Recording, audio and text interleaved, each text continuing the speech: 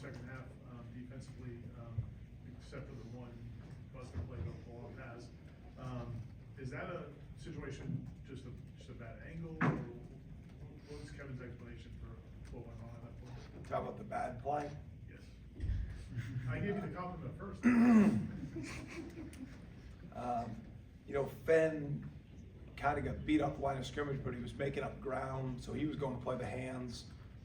Really when the ball got caught, I was just hoping Kevin either didn't get a penalty or he made a play on the ball. Just, he was on a bang, and somehow, some way, he just misjudged the play and he actually clipped off Fentrell, and next thing you know, he's untouched in the end zone. So really poor play by us, got to be better.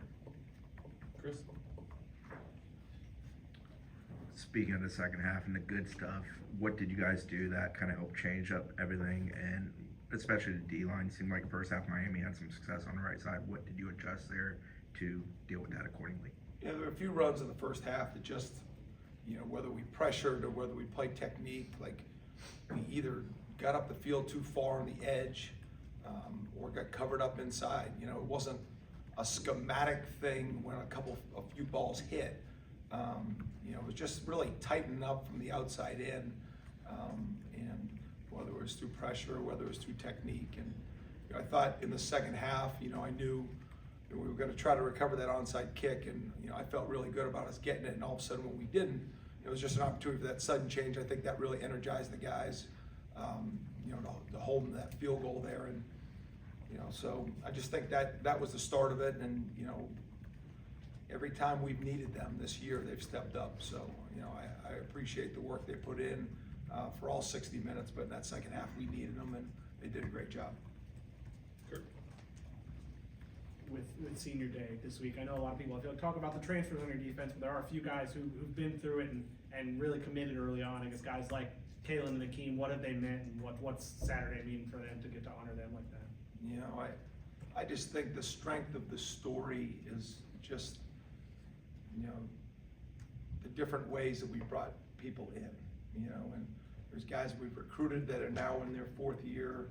There are guys that have been here, and, especially on defense, it's just, there's a great group of guys. You mentioned Kalen. We can go through them all in name, but,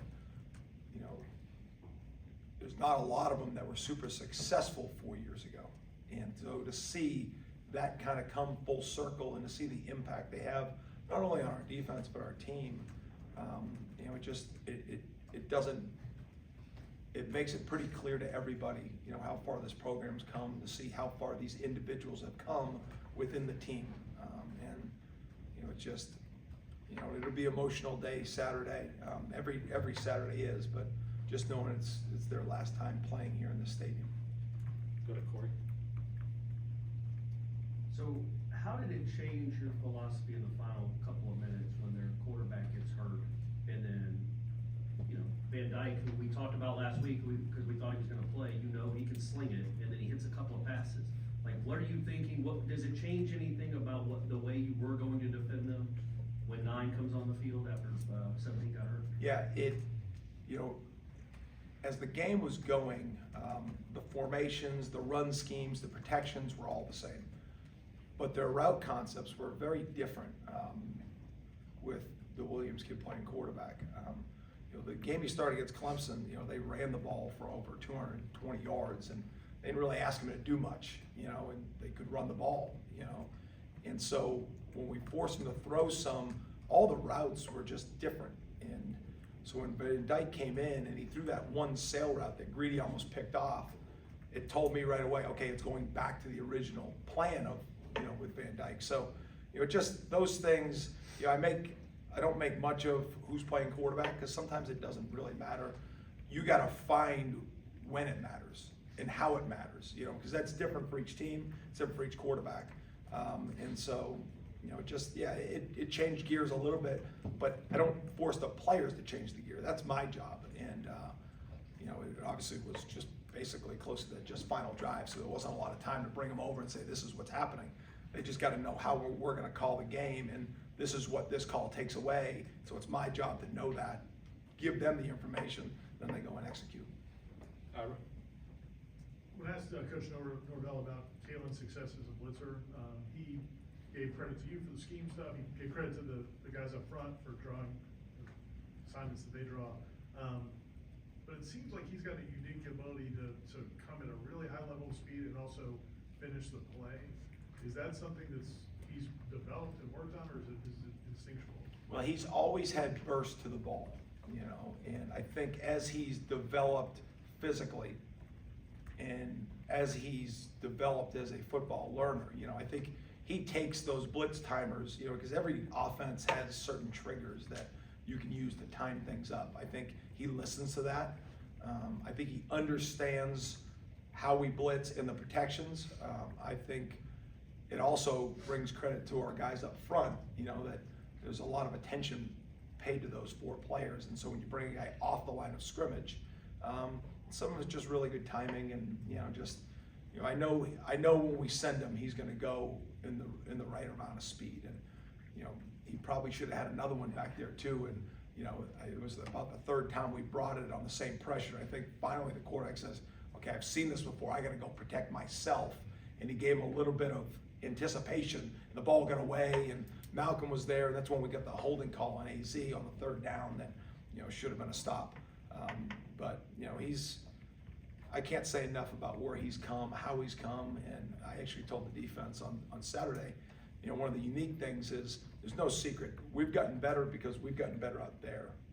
Over the last 4 years, I can go and show a time lapse of a Tuesday practice to a Wednesday practice, and just the consistency of the effort. You walk out there on Tuesday and Kalen will be the first one sprinting out to each segment of practice. And that's something that he bought into early, and it's reaping the benefits.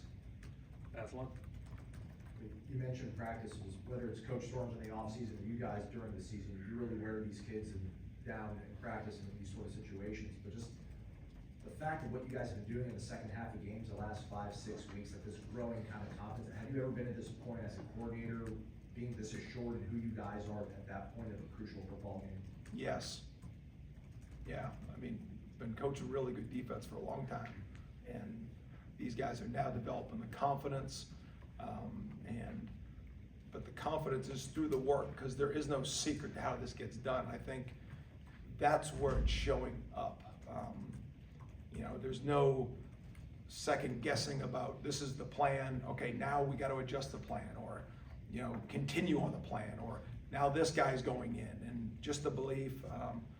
The recruitment's been important to develop or bring in enough players that you feel like you can push the competition, that you can push more players playing that will keep you fresher in the second half of the games or the second half of the season.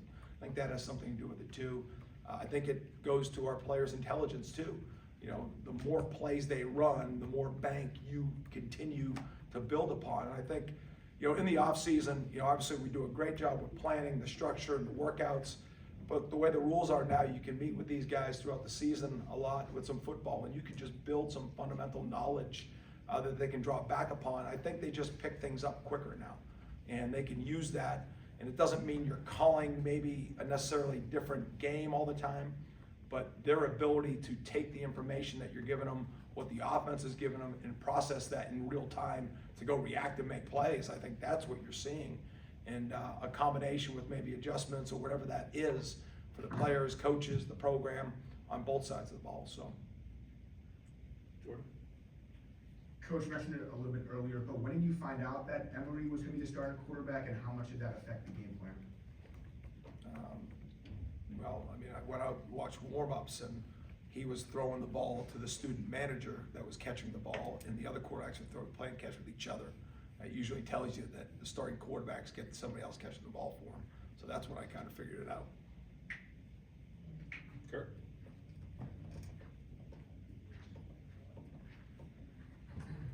Jarian got to be, Jarian got to be the hero with the interception at the end of the game.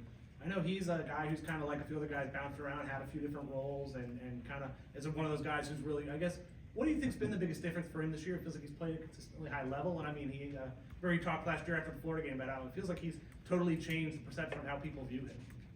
Yeah, I've always believed in him, and every time he'd start to get some momentum, there'd be an injury, and then the setback and, you know, how that went. And I think, you know, just a few years ago, he really made up his mind that, listen, things are gonna happen that I can't control, but regardless of what it is, I'm gonna show up every day and try to be my very best. And that's what he's done a great job of.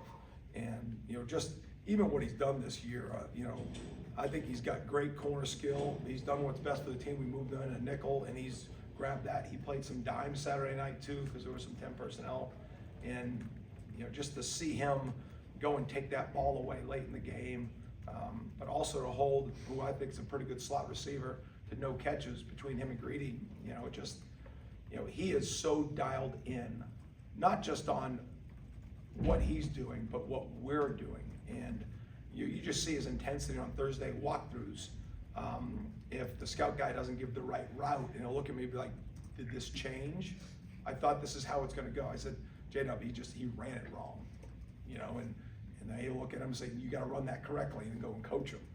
So think of that and where that's come from, right? And, you know, what he does on special teams, what he does on defense, it just shows proof if you recruit the right people, regardless of success early or failure early, stick to it, stick to the plan, work hard at it, understand there's gonna be ups and downs, stay consistent, trust yourself, and go to work. And that's what he's done. And now he's one of the better DBs in the country. I think it's Saturday's game, Xavier Rhodes, Brian McFadden, some of those guys were out there on the sideline in previous games, and Derek Brooks, obviously, and people like that. And then this Saturday, you're gonna 2013 team coming back. Did you realize, I guess, when you guys came here, that like how big of a part of that was gonna be part of being, in terms of, you know, I mean, obviously you knew Florida State's legacy, but just what it means to for these current players to have those guys coming back and those relationships? Yeah, I mean, I knew just being a football, being a main part of my life, you know, obviously when the first day I got here, you know, you walk in and you know about the history, you know about the names, and, you know, maybe my second day here is when I went out in the field and Coach Andrews called me and said, hey, I'd love to meet you. And obviously Odell was already here, Ron was already here. And then maybe my third day, I meet with a bunch of the players just in one-on-one meetings. I walk in the defensive staff room and somebody grabbed me and said, hey, we have some guys that want to meet you. And it's Derek Brooks and Shade Tree. And so now I saw them and saw, you know, the linebacker room, and, you know, I said, wow, that's pretty cool. But, you know, it's just, you know, to see Derek on the sideline sometimes, obviously we coached at Kalen, so that happened a little bit. But talk to T-Buck and just, I mean, to even go through the names, you know, I met Timmy Jernigan, you know, just, there's so many names out there now, and you feel, now that we've been here, you know, going on the 4th year, you feel very connected and invested, and you feel like you are a Seminole, and you feel the connectivity of these guys, and you know, obviously success brings all the excitement back, right? But I think it goes beyond that, and I think it's because of how Coach Bowden ran the program. You know, these guys were invested more than wins and losses. You know, they didn't check in and then check out and go on to the next endeavor. You know, they come back, or, you know, they support the team, and, you know, it's just, you know, it's not a secret. Recruiting is gonna go really well around here because we're winning, but it's also gonna go really well because of the people that have come through here in the past. People see what they are doing post-football and how they carry themselves. And I think the allure of what Florida State University is goes beyond the football field. And I think the biggest seller of that product is the players that have come out of here. We'll go to Brendan for one more. A few other players who've been here since the beginning for you guys, Bernardo, Keem, Dennis, that's everyone. Can you talk about their growth individually and their progress as well during their time with you? Man, you could spend a lot of time on each one, you know, and you know, just to see what Bernardo's gone through, you know, when I got here, we were at a shortage at safety. We were a shortage at a couple spots, and to move him and the injuries that he had to go through, and then, you know, to make the decision moving back to corner last year, and just to see his toughness and grit show through, and, you know, he's always been an ultra competitor. Just unbelievable job. And you mentioned Akeem. I mean, Akeem's similar road. You know, we was a safety when we got here. We moved him back to corner. He really had a tough year coming off of an injury.